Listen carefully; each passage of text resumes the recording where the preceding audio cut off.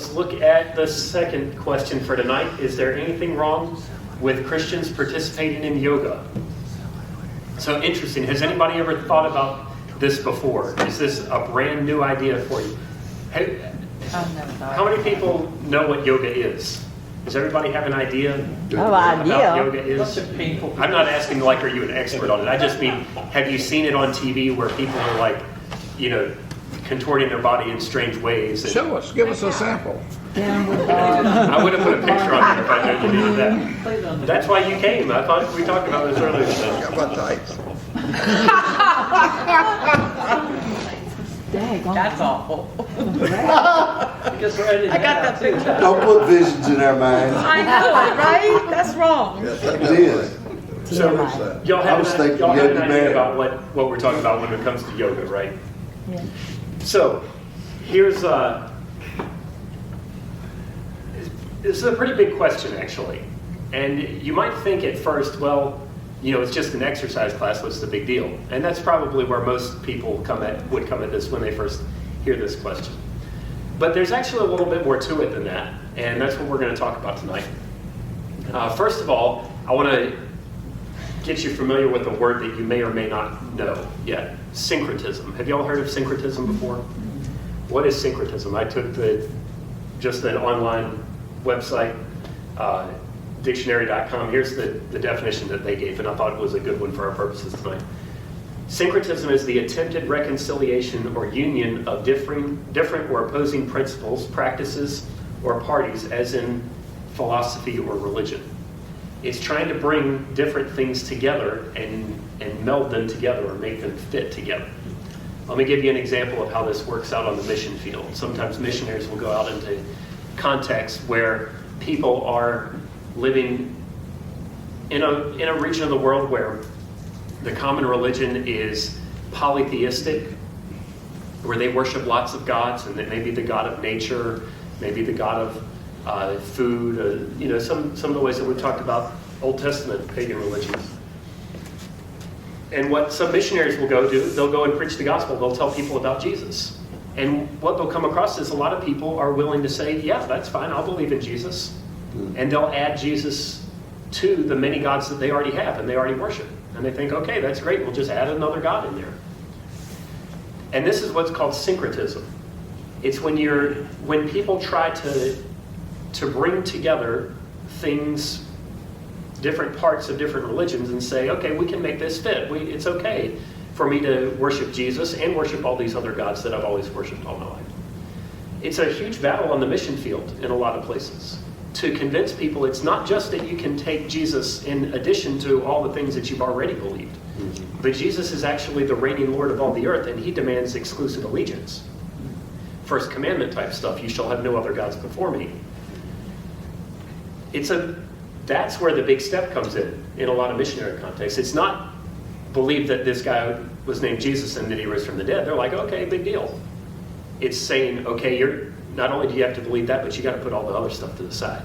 And that's where a lot of missionaries really run into problems, and sometimes that's where the persecution comes in. is in trying to move them past syncretism. Now, it doesn't have to take that form. It can take the form of people today, people that consider themselves enlightened, modern people. You'll hear people in our culture say, well, I'd like to learn from all different religions, and I kind of take some things from this one that I like, and I take some things from this one that I like, and I do some Eastern meditation, and I do some golden rule stuff from Christianity, and then Muslims like to give to the poor, and that's a good one too. So I'm going to take all the parts that I like and I'm going to put them all together. And that's what syncretism is. Now, if you understand that, and if you read the Bible with that lens of syncretism, you'll see that over and over again, the Bible speaks directly and strongly against the idea of syncretism. Mm-hmm. That the God of Israel, particularly in the Old Testament, is so strong back there, but you see it all over the New Testament as well. The God of Israel will not tolerate the Canaanite gods, their religious practices. He says, I demand full allegiance of my people. That's really what we've been seeing in the book of Exodus, especially the second half of the book of Exodus that we've been in on Sunday mornings, right? God demands exclusive allegiance. So syncretism is ruled out from a biblical perspective. Jesus, like I said, Jesus demands exclusive allegiance. So we need to keep that in perspective. We need to come at this issue from that, with that viewpoint, that we are going to make sure that we avoid syncretism. Okay? So then the question becomes, well, would that apply to yoga? Would that even come into play? So let's talk about yoga a little bit. Yoga, it comes from a Sanskrit word meaning yoke because it's designed to be a connection between two things. I'm gonna give you some handouts here tonight, and I'll get y'all to pass them around. I've got one up here, so here I'll start some this way.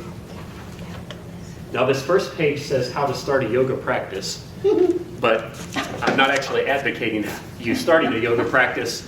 I just thought the article was good so that you can hear from people who actually practice and advocate yoga what yoga really is. But I thought it was important for that. Now, I think when most people see yoga, they see, okay, I lay on the ground or I stretch in strange ways and they want me to breathe real slow. And that's pretty much all there is to it. And you know, I think a lot of people that take classes, probably even some yoga classes that are taught, that's about the extent of what you get. But the question is that really all there is to it? So let's hear from some people that teach and are experts in yoga. Like I said, this is the word means yoke because it's designed to be a question between the two. So then the question becomes, what two is it supposed to be a connection of? Well, yoga has developed over thousands of years in India and other nearby regions of the world, in a lot of Hindu and Buddhist cultures, Eastern religious cultures, and where that kind of ideology is prominent. The idea of yoga is very similar to the ideas that you find in these Eastern religions, is that everything is divine. Okay, it's called pantheism. So I'm divine, you're divine, everything is divine. Even this podium, the trees outside, all material things in the world, they are all really part of one divine thing. And they take different forms. This is, you know the yin-yang symbol? It's black and white, kind of swirly with a dot in the middle. That's one visual representation of this Eastern view of the world, is that the world it has both good and bad in it, but the good and the bad, they're really all mixed together, and there's really only one world, and the two dots in that symbol mean that in the good, there's always a little bit of bad mixed in, and in the bad, there's always a little bit of good mixed in. But in reality, and part of the goal of these Eastern religions is getting you to the point where you see that there is no good and bad, everything just is. It's just reality, and everything is all part of the same divine. Yoga is designed, it was invented, to help you understand and make the connection between the individual and this overarching divine reality. Those are the two things that are designed to be melded together in yoga. That's what the word yoga itself means. I'll give you a little bit more. Here's some of the practical natures. It involves breathing techniques and stretching and body positioning, and that's the common part that most people normally know about. Sometimes meditation, and that's something that if you've ever been around yoga, you're probably familiar with at least a little bit of that. And clearing the mind is a big deal in yoga, so that you get thoughts out of your mind and you're just concentrating on your breathing. Or sometimes different phrases that they'll give you. Now in real full-fledged yoga, they actually have phrases in other languages that you chant to yourself.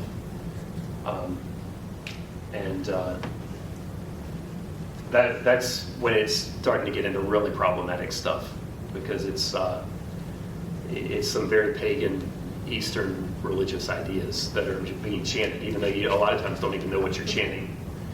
Called a mantra. Then a philosophy.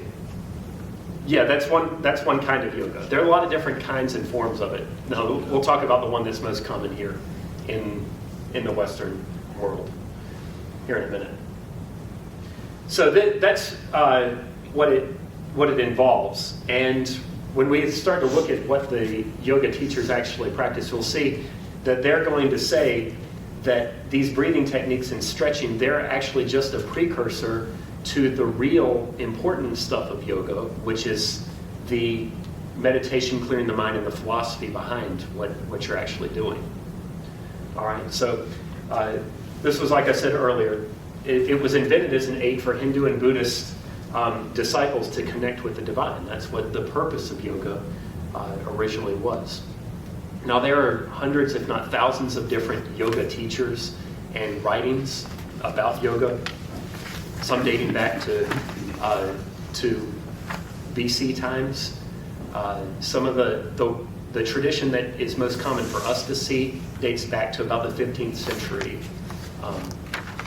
AD. So it's not as old as some of them, but it's taking a lot of the older forms and distilling them to a kind of a more popular version, at least as much as I could understand it from the studying that I did on it.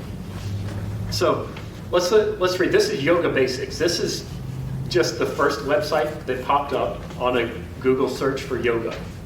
So it had a high page rank. That's about the only thing that I can tell you. I can't tell you how reputable it is, but it seemed to have some really good information, and the people that are on here seem to be, they have a lot of credentials and everything. So it seemed to me to be a good source, but like I said, I'm no expert in yoga, so you'll just have to take it with a grain of salt. But I think it's a good place for us to start. So how to start a yoga practice. Let's see what some of the what they say about just some of the basics of yoga. I underlined some sections, and you can see those underlines in red. So it says first you learn how to breathe. So there's some breathing techniques you need to learn. I read about a few of those, and I didn't see anything that were particularly glaring in those, at least in the initial brief descriptions of them. But number 2, start with a brief meditation and intention. So you're supposed to sit in an easy pose and take a few minutes to ground, center, and focus inwards with one of our meditations. Now, if you read their meditations, these are some of those foreign language chants, meditations that I was telling you about, that there's some pretty strange stuff, and I would say they're not compatible with Christianity. So we're starting to get into a little bit of a strange place with the meditations, or you see that next sentence, you may also want to set an intention, goal, or prayer for your practice at the beginning of meditation. So the idea is you're getting in a mindset to do these exercises. It's not just that you're going to sit down on the floor and stretch, but there's like mental preparation that has to go into this if you're going to do it correctly. So they give you some postures in number 3. Number 4, in with Shavasana.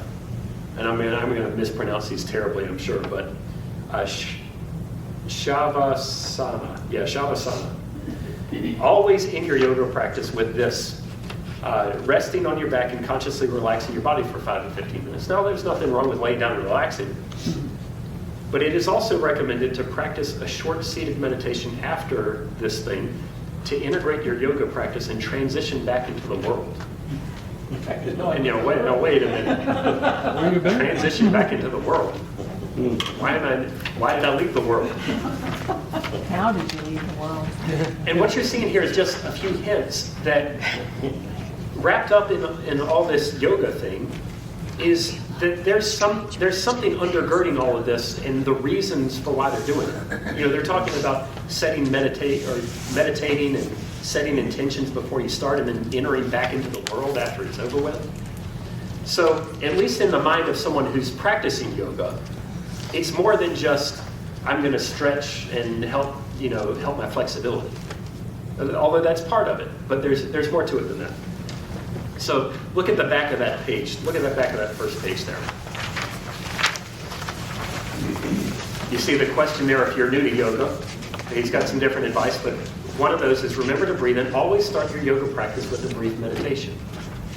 See, so this is one of the things you need to do if you're going to do yoga right. Start it with a meditation. And then this quote, that bottom quote just happened to show up on this page, but I thought it was worth pointing out to you. At each moment, you chose the intentions that will shape your experiences and those things upon which you will focus your attention. If you choose consciously, you evolve consciously. So, you know, a little bit odd to us. It just seems like, okay, that guy's kind of out there, probably. But there's actually some pretty strong intention behind this philosophy and what they're teaching you here. Now, the exact kind of yoga that we normally see here in the United States is not some of the deeper, more philosophical types of yoga, but it is seen by most yoga proponents as a step to get to those deeper sections of it. And the kind that we normally see here is called Hatha yoga, and that's that second page. Hatha yoga, that's the kind of yoga that you are normally going to see if you go to a local gym and take a class or something like that. So let's look a little bit about what this particular type of yoga is going to do. What's commonly considered yoga in the West is actuality one of the many paths of yoga, and it's technically called Hatha yoga. So skip down a little bit to the next underline. The main goal of this text is to eliminate the physical disciplines and practices of Hatha yoga and to integrate these with the higher spiritual goals of Raja yoga, meditation. Here's a great one. Swadamarama maybe, begins with explaining the relationship between Hatha yoga and Raja yoga, informing us that Hatha is a preliminary practice for Raja yoga. And the goal of it, when you're moving into some of these deeper levels, is that you see at the end of that paragraph, a mindless state that naturally arises. So the goal in this is to get you to a point where your mind is empty, you're not thinking about anything. And they see that as a time when you are becoming yoked with the divine. You're probably familiar enough with kind of Buddhist and Eastern teaching to know that one of the goals in it is just a very peacefulness with anything that happens in the world. Gandhi would be one illustration of this, and peaceful non-resistance, things like that. It doesn't matter what happens, we're still going to be at peace, and everything's going to be okay with the world. And this is one of the ways that people are getting there, or the goal of yoga is to get to that place where nothing's bothering me, nothing's worrying me, everything is fine and everything is calm, and I'm hearing nothing but my breathing, and everything in the world is fine, and that's a communication with this divine, this unified divine world, or creation. I guess it wouldn't technically be creation, but that kind of this unified divine existence. So look down a little bit farther. Swadamarama makes clear the first stage of Hatha yoga is asana, the physical postures that we are most familiar with in the West. So it's creating firmness of the body and mind, diseaselessness and flexibility of the body. That's where we learn to control and discipline the body. And once that has been established, then the next step can begin, which is this pranayama thing. So I'm sorry about these words. The goal with these breathing exercises is to control the prana and the subtle energies of the body, which can be in turn used to control the mind. We move down a little bit farther. Utilizing mudra and bandha further activates the energy of the body, concentrates it, and channels it into the main energy channel, the Shushmana, that runs from the base of the spine to the top of the head and intersects all 7 chakras. If that's being pronounced right, probably not.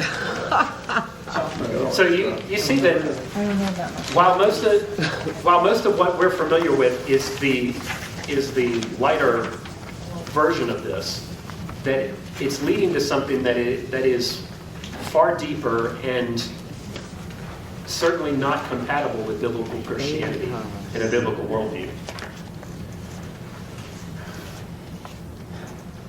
Look at the back of that page. Traditionally, Hatha yoga is uniquely focused on transforming the physical body through purification and cultivation of the life force energy of prana. And all the techniques of Hatha yoga are seen as preliminary steps to achieving the deeper states of meditation and enlightenment found in the path of Raja Yoga. Now, when you read this stuff, do you look at yoga and you say, oh, well, that's just stretching? You realize that there's something more behind it. All right, I've got a few more quotes that I wanted to show you. Here's just some different advice for building a home yoga practice. And this doesn't mean, when it says home yoga practice, it doesn't mean like a doctor's office practice where you have other people come to your home. They're just talking about you yourself practicing yoga. But they refer to it as the practice of yoga. So that tells you it's not just I'm stretching, but there's actually something that's supposed to be done over and over again. It's supposed to become a routine. They recommend doing it at least 6 days a week for at least 15 minutes a day. I mean, a lot of time, like what you would hear a Christian recommend you do your devotion, read your Bible every day, pray every day. But they're recommending you do yoga for every day. Here it says, you may light candles or incense, use pictures or statues of esteemed teachers or deities, or play certain music. It can be a soothing approach. It can be soothing to approach the ritual of preparation with a sense of reverence. Your practice has already begun. So you're about to try yoga, go enter it with a sense of reverence here. Put a picture or statue up of a deity or of a favorite historical figure. This, Like a gold cow. yeah, maybe a golden calf if you like. Later on in that same article, she says, let your own inner wisdom guide you, which is directly opposite of what the Bible teaches, right? Is that the human heart is deceitful and wicked.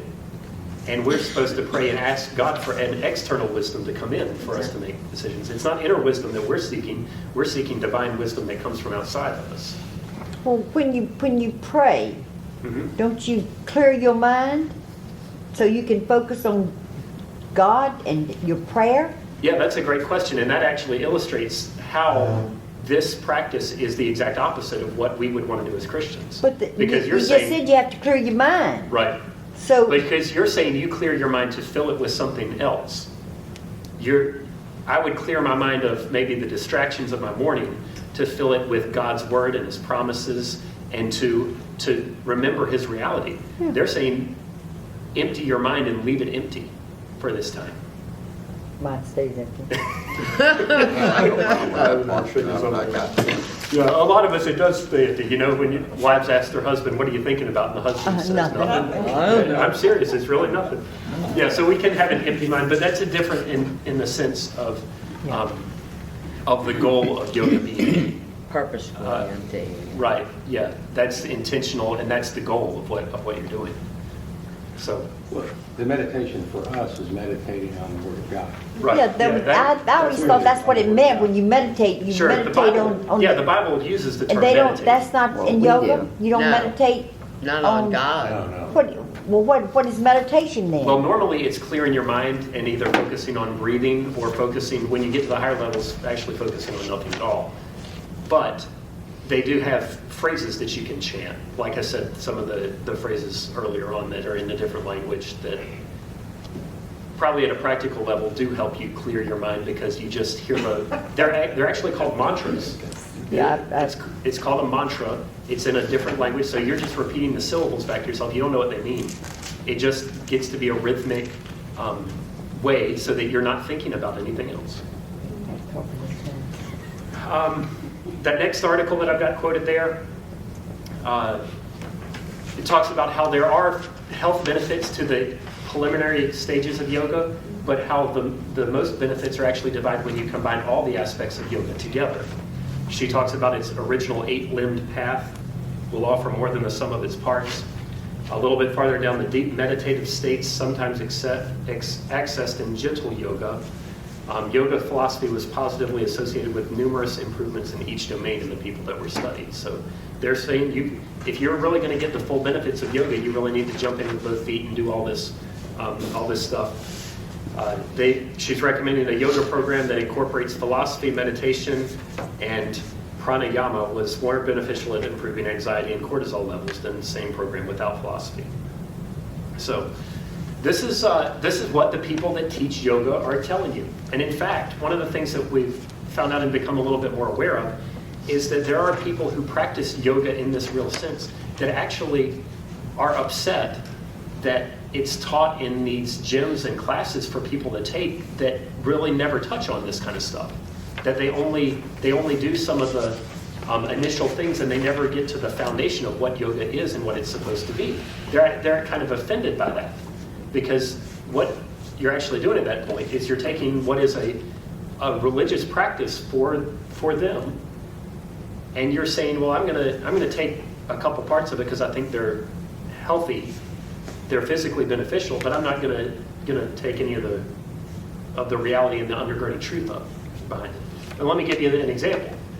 It would be like if there was a country in the world somewhere and nobody ever took a bath, and Christian missionaries went and said, hey, you should be baptized, and he shows them how to dunk people in the water, and they're like, hey, getting in the water, we get clean from all this dirt. There's a lot of benefits to baptism. Hey guys, let's all practice baptism. And they all go out to the water and they all take a bath, basically. And they're like, okay, we're doing baptism now. And the missionary's like, oh, wait a minute, you're not doing baptism. Taking a bath, that's a great thing. But baptism is this. It is a certain thing in Christianity. So you're not baptizing, you're just getting wet. That's what we would say. And it's a lot of the same way with yoga, is that people who practice yoga, there's an offense level there, because they're saying you're not really in yoga for yoga, you're doing the outward appearance of things, but you're not really following the real meaning of it. So there's an element to that. Or communion, you could do the same thing. You know, people are like, well, it's good to get together and pass the cup around and all eat bread together. There's good fellowship there. So let's all take communion together. And they're not claiming to be followers of Christ at all. And we're like, wait a minute, that's not what communion is. You can eat if you want to, but don't call it communion. So there's a couple parallels that I just wanted to point out to you to help you to see that it is clearly something that has a deeply religious foundation and undergirding there. And sometimes we only see the tip of the iceberg, but we need to be aware that it's there. And one way to show you that is, it talks about the philosophies of yoga there on the very back page. And I put some arrows on some of these that actually show you, I think, some of the most blatant ways in a very short description of ways that yoga in its philosophical forms is incompatible with Christianity. It talks about the different pagan scriptures. Eastern scriptures from India, the Vedas, are considered the most sacred and treasured texts of India. The Bhagavad Gita is the most treasured and famous of India's spiritual texts. The Hatha Yoga, Pradipika, over there. What is commonly considered yoga in the West is actually just one of the many paths of yoga, and is technically called Hatha Yoga, the oldest and most widely, and it goes on from there. You see down farther the three gunas of nature, the law of karma. You've heard of karma before, which is certainly against what the Bible teaches about the way the world works. How the cause of suffering, the Buddha says life is suffering. Both the ancient yogis and the Buddhists point to the kleshas as the cause of our suffering. These afflictions distort our minds. So the idea is to get past these mind distortions and to understand that evil and pain, that's all a part of life, and there's nothing really wrong with it. So I call monism is the philosophy. So here are the different options when we talk about yoga. Number one is it's a pagan ritual and cannot be reconciled with Christianity. And the example in the Bible that I would give you is boiling a goat in its mother's milk. Y'all remember we talked about that in Exodus, right? So we think that boiling a goat in its mother's milk was a pagan religious practice of the day, and the Bible just says don't do it. And you may look at that and say, well, wait a minute. There's nothing wrong with pouring some milk in a pot and bringing it to a boil and cooking some food in it. I mean, I just want to eat some food that's cooked that way. What's the big deal? But the Bible commands not to do it because of its association with the undergirding religious tradition that was behind it. Now, there are other examples. I just thought that would be a funny one to point you to. Boiling a goat in mother's milk. It just says don't do it. Now, here's another option. It could be a matter of conscience and personal conviction, like eating meat sacrificed to idols. Paul talks about in Romans and 1 Corinthians. In the situation there, some people were offended and said, meat is sacrificed to an idol, you shouldn't eat it. And other people said, no, an idol is nothing. That we know that there's only one God, so it doesn't matter if somebody sacrifices meat to an idol, we can still eat that. There's nothing wrong with the meat. And there was a big controversy in the early church. So maybe it's a matter of conscience, and some people, if your conscience is clear about it, then it's okay to practice. So that's possible. Or maybe it's just a harmless exercise that can be separated from any spiritual meaning. Now, part of what my goal tonight is to show you that 3 is probably not an accurate option. There's probably no way to separate it completely. Now, that's not to say if you want to get down on the floor of your living room and stretch and contort your body into pretzels and dogs and walruses and whatever other pose you want to find, that there's anything wrong with doing that, or that it's wrong to breathe slowly or anything like that. There's nothing wrong with that. But when you start putting it in the context of I'm going to do yoga, or I'm going to go to a yoga class, then I think there is something that is inseparable from all this philosophy that goes with yoga, and the actual practice of the event. So that leaves us with these two: a pagan ritual that cannot be reconciled, or a matter of conscience and personal conviction. Now, there's some gray area here, I think. It's not one that I'm going to come down dogmatically on. If you were to ask me my preference, I would probably lean toward number 1, that it's a pagan ritual that cannot be reconciled. I would probably recommend to people, if you were to just come up and ask me, Brent, should I take a yoga class? I would probably tell you I don't think it's a good idea. Mm-hmm. But at the same time, I recognize that there could be yoga classes that try to eliminate that spiritual level. There are even churches that offer quote-unquote Christian yoga, and they try to do integrate a lot of Bible verses and things like that. I'm skeptical about the idea of doing that, just because I know how strongly the Bible talks about syncretism and trying to meld things together that naturally don't fit. But if there was a Christian who understood this reality about yoga and said, I think I've been to this class and I like this teacher, I think they do a good job of teaching the Bible along with it, so I still think I'm going to take the class, then I wouldn't condemn you, or I wouldn't say that you're necessarily doing wrong by that. I think there is a little bit of room in there for some personal conviction in it. But for the most part, my advice would be just to stay away from something that's labeled yoga, because of the fact that it is an integrally religious practice. And I think it's going to be really difficult, if not impossible, to separate them completely. So here's how I would close up tonight. First of all, what's in a name? Okay, so Brent, you're telling me I can lay it on the floor and stretch, and I can twist in any way I want to, and I can breathe how I want to. And I could go to another exercise class when we did very similar things, and it just wasn't called yoga, and that would be okay. But if they put the name yoga in the class, then I shouldn't go to it. Are you telling me that the name of the class is that important? And I would say it does seem like that would be a weakness of the position that I'm advocating, but I don't think it is. And because of the analogy I gave you a few minutes ago about baptism and the Lord's Supper, if it was given to a pagan culture and they said, we're going to practice baptism just by going in and taking a bath, basically, we would object and say, that's fine to go get yourself wet and wash dirt off of you, just don't call it baptism. That would be our position in that situation. So I think the reverse is also true of yoga, is that by bearing that name, it makes itself something that Christians should should stay away from. So, second question, how to treat a yogi. So that's what I came across in my reading today. I learned that someone who practices yoga is referred to as a yogi. Kind of like his wife. Cindy said, get a picnic basket. So please don't take this as disrespectful, because I understand that there are people who this is their belief system and everything, and I don't want to be disrespectful. It's just kind of a fun way to teach it and a good way to remember. But so how to treat a yogi. Now let's say we have a visitor Sunday morning, and you're talking to them, and they're like, "Hey, I'm going to my yoga class this afternoon." Now, do you need to go into a long diatribe about, well, you need to know about these pagan roots of yoga, and you don't need to go to that class? No, we don't need to do that.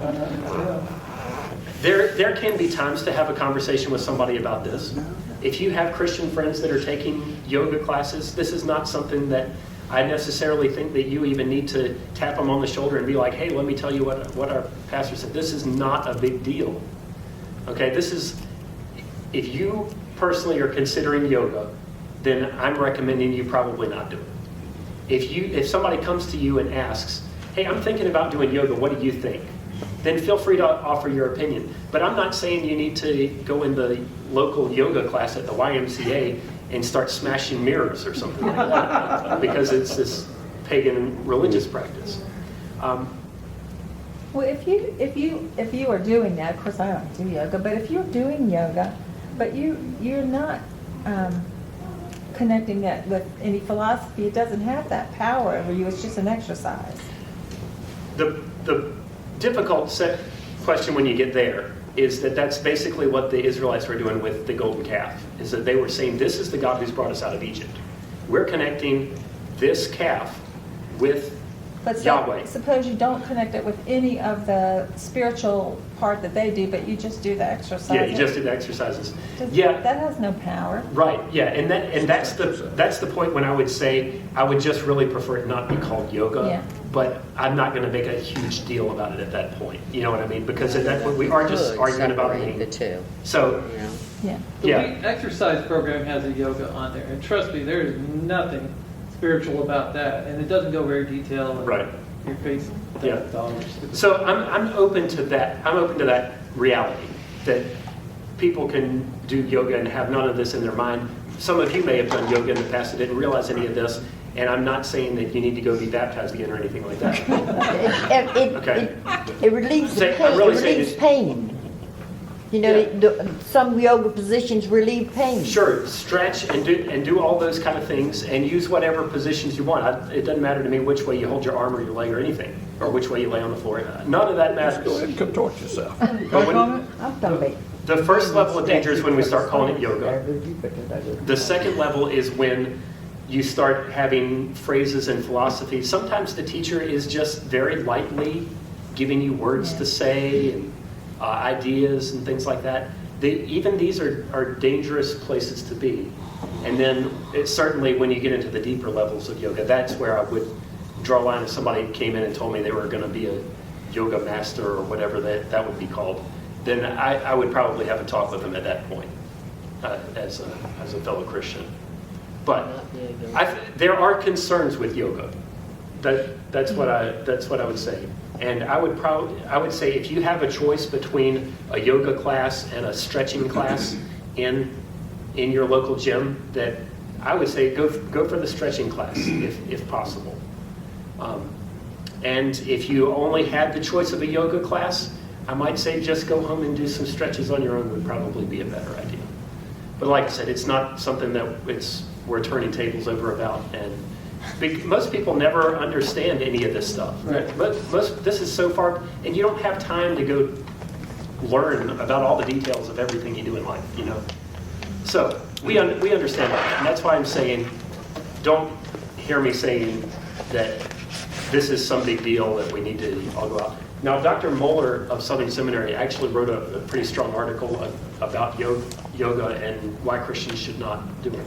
And he got a lot of negative feedback. People got really upset about it. And so I understand that that's even a potential thing that could happen here, is that somebody could hear over, Brent said yoga is probably not a good idea, or Brent said don't do yoga or something like that, and somebody gets upset about it. I understand that kind of thing could happen. But hopefully they can at least see the context of the video. I'm telling. I'm telling. But You're telling me. the last thing that I have here is extra credit. I have 2 different articles here that go into this issue in a lot of detail. One's 8 pages long, one's about 3 or 4 pages long, that talk about some of the detail and why. These are 2 different teachers who really advise against Christians practicing yoga. So if you're interested in this and you want to know more about it, if you want to do some more reading, I've got about 3 copies of each one. You can come up and pick one up off the table after we leave tonight. So like I said, feel free to, if that's extra credit. If you want to read it, that's fine. If not, then just take what we talked about tonight and So Tim, are you going to quit your yoga class? Yogi classes will be sign-up sheets on the back table, start Sunday morning, 6 to 4 service. It's satanic. We're gonna call it Yogi. Yogi. Yogo. Instead of Yogo, I think I like that. Yogo better. Okay, Yogo classes sign-up sheet. Well, thank y'all tonight. Sorry we ran over a little bit, but I didn't want to have to split this one up. So let's pray. Father, we thank you for this time to meet together tonight, and pray that we would honor your word. By following you, we know that you have given us a good revelation that is sufficient, that we can trust. We know that the way that we come to know you is through your Son, Jesus, that he is the divine one, that we are your creation, and that he is everything that we need. So God, help us not to empty our minds, but to fill our minds with your word and fill our lives with your Holy Spirit. And in that to live in his power and his grace and his goodness. And we give you thanks and praise for the cross, for the gospel, and we ask it today in Jesus' name. Amen.